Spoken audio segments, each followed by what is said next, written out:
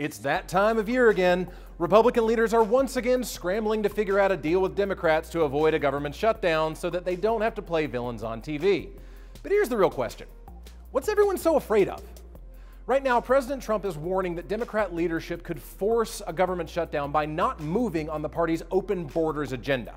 The Democrats, they are looking at shutting down. They want to have illegal immigrants pouring into our country. And if that actually happens, we all know how it's going to go down. Liberal media pundits and politicians are going to make conservatives the bad guys, regardless of the facts of the situation, because they always do this. For example, one faction in one house of Congress is ready to bring the entire federal government to a halt. And here is our shutdown clock. The American people would feel a shutdown. It would be a disaster. Now the government shut down. People aren't getting paid. And $2 billion today is going to skyfall into billions of losses for everyone in this economy. Stay calm! Okay, procedure. Stay bandit!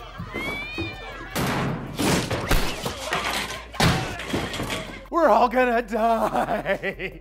Okay, the last one was just for fun, but you get the point. It's always the end of the world, and the GOP always takes the blame. But here's the thing. Shutdowns aren't really that bad. The really important stuff the federal government does still continues to function. For example, the military still goes on, Social Security checks still go out, the Treasury's financial oversight keeps humming, and federal law enforcement continues its operations.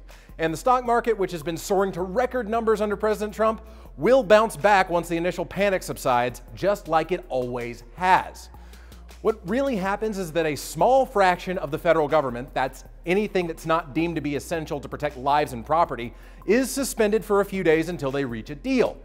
You know, what's funny is that while Democrats and liberal talking heads lose their minds about those non-essential services being suspended, nobody ever seems to ask why we're paying so much for non-essential stuff once the hysteria starts. What's usually happened after all that goes on in recent years is that the GOP leadership eventually rolls over and gives the left what they want on any number of spending and policy issues that go into the budget process. Then they hand down yet another big, massive spending bill that everyone has to pass. And while Washington Congress critters love to repeat the way too common talking point that nobody wins in a government shutdown, they're wrong. Big spenders in our bloated federal government have always come out on top. You know, when you think about it, all this freakout is one of the best insurance plans that the DC spendocrats could ever ask for. But now, things are different.